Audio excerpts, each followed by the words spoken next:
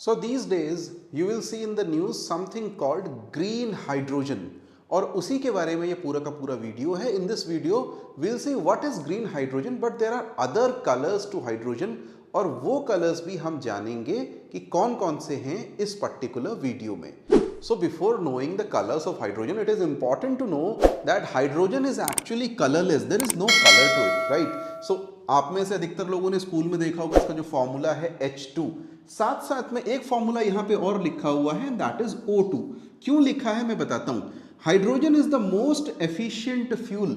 Most efficient fuel का क्या मतलब है? सो फ्यूल इज एनीथिंग जिसको बर्न करने से हमको एनर्जी मिलती है. फॉर एग्जाम्पल वुड को भी फ्यूल कह सकते हैं, कोल को भी कह सकते हैं. मोस्ट कॉमनली हम पेट्रोल डीजल यूज करते हैं अपने व्हीकल्स में, that is also fuel. But hydrogen is a fuel and most efficient because जब ये ऑक्सीजन से रिएक्ट करता है, सी कोल भी ऑक्सीजन से रिएक्ट कर रहा है, पेट्रोल भी कर रहा है, डीजल भी कर रहा है. Burning is basically reaction with oxygen, right. In the very general sense कुछ भी बर्न करोगे इसका मतलब वो ऑक्सीडाइज हो रहा है, ऑक्सीजन के साथ रिएक्शन है. तो रिएक्शन करके ये सिर्फ वाटर बनाता है, कोई कार्बन डाइऑक्साइड नहीं, कुछ ऐसा रेजिड्यू नहीं छोड़ता. That is why it is the most efficient fuel.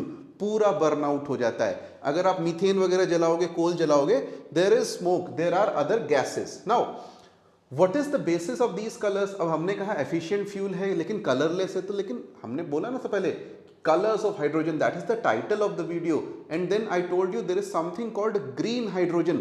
तो बेसिस क्या है?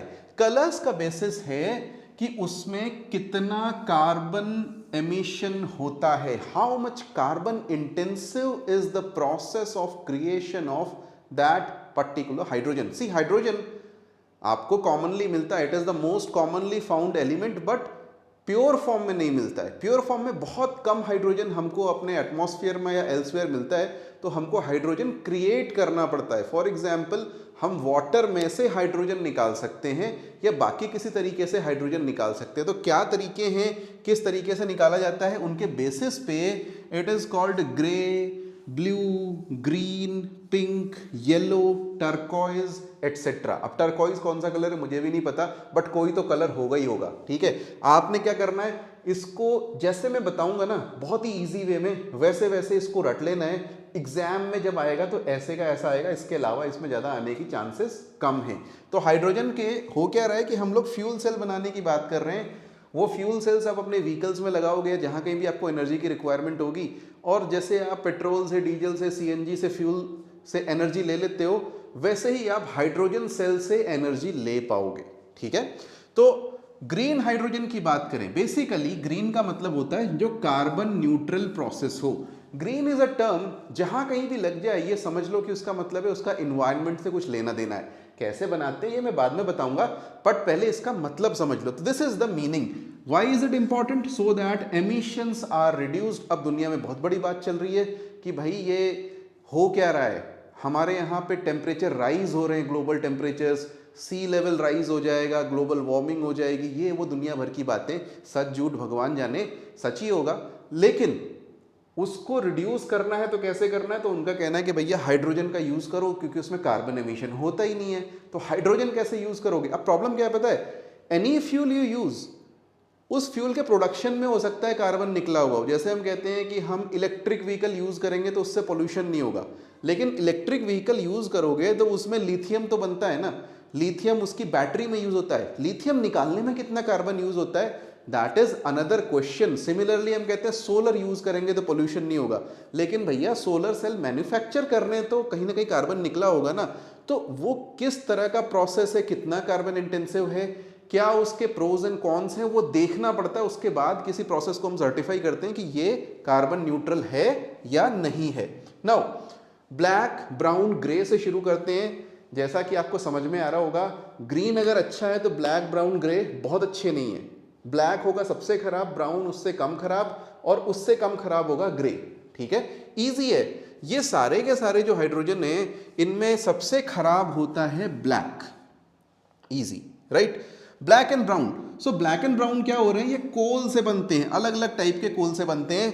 ब्लैक बनता है बिटुमिनस कोल से, ब्राउन बनता है लिग्नाइट कोल से. दोनों ही कोल से बनते हैं. तो कोल में क्या होता है, कार्बन डाइऑक्साइड, कार्बन मोनोऑक्साइड तो निकलते ही निकलते हैं. There are other gases like sulphur dioxide, और उसके बाद से फिर सॉलिड रेजिड्यू भी बचता है, ठीक है। पार्टिकुलेट मैटर होता है, कभी भी कोल को जलाओगे तो क्या होता है, you get some particulate matter, कुछ राख बचती है, ठीक है। तो ये सबसे खराब है। इससे थोड़ा सा बेटर है, जो most common form of hydrogen है, सबसे एफिशिएंट प्रोसेस है, जिसको बोलते हैं grey hydrogen. Most common form, सबसे ज्यादा यहीं से मिलता है। तो होता क्या है, नेचुरल गैस, जिसको अंग्रेजी में साइंस की भाषा में मीथेन भी बोलते हैं, सो वी टेक मीथेन, और मीथेन में से एक प्रोसेस होता है, इसको बोलते हैं स्टीम रीफॉर्मिंग।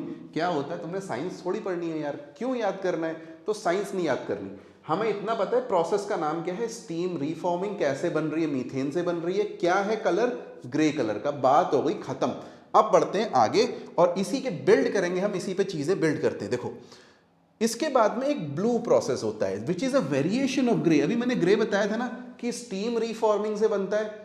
अब स्टीम रीफॉर्मिंग के बाद अगर हम जो कार्बन उसमें निकल रहा है उसको कैप्चर करके स्टोर कर दें, तो ये थोड़ा सा प्रोसेस ऐसा हो जाता है जो कार्बन न्यूट्रल टाइप का हो जाता है। कार्बन न्यूट्रल तो नहीं होता, कार्बन न्यूट्रल टाइप का हो जाता है, ठीक है। लो कार्बन प्रोसेस है, इसको हमने बोल दिया ब्लू। तो यानी सबसे कॉमन प्रोसेस लिया कौन सा, ग्रे प्रोसेस।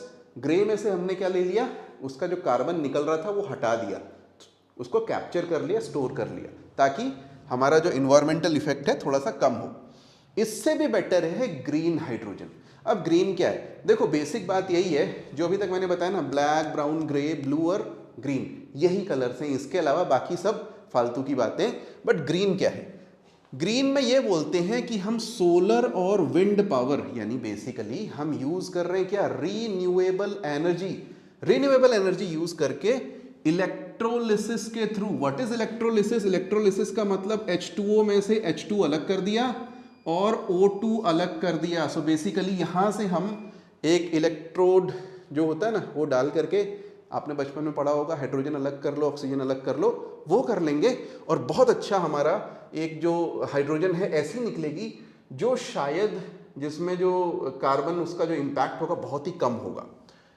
इसका शेयर अभी काफी कम है, 0.01% भी नहीं होगा, बहुत ही कम है, लेकिन धीरे धीरे बढ़ाने की बात हो रही है, because this is also way to store excess energy. कई बार क्या होता है कि दिन का टाइम है, ठीक है, अब दिन के टाइम पे इतनी सारी सोलर जनरेट हो रही है, सबको यूज पूरी हो नहीं रही है, उसको स्टोर कर नहीं सकते, तो स्टोर करने के लिए हमने बोला उसको हाइड्रोजन में कन्वर्ट कर दो। स्टोरेज के लिए भी बढ़िया है, ताकि जब रात हो तो हाइड्रोजन यूज करके हम अपना जो पावर जनरेटर है या जो कुछ भी हमको एनर्जी चाहिए वो ले लें। देखो कितनी अच्छी बात है। This was the biggest problem जो रिन्यूएबल सोर्सेस थे ना, कि उसमें हम उसको स्टोर नहीं कर पा रहे थे, अब हम उसको स्टोर भी कर पाएंगे। आगे बढ़े अगर, तो अदर कलर्स, टर्कियोज है, इसमें बेसिकली मीथेन से बनाते हैं, मीथेन की पायरोलिसिस करते हैं, कुछ भी नहीं है, बहुत ही एक्सपेरिमेंटल है, आज तक किसी ने किया ही नहीं है। पिंक है, कुछ नहीं, न्यूक्लियर एनर्जी से इलेक्ट्रोलिसिस करके बना दिया, तो उसको हमने बोल दिया पिंक। और येलो सोलर पावर से बना दिया, कुछ भी नहीं है यार। इतनी बात करेंगे आज, बाकी मिलते हैं आपसे कल।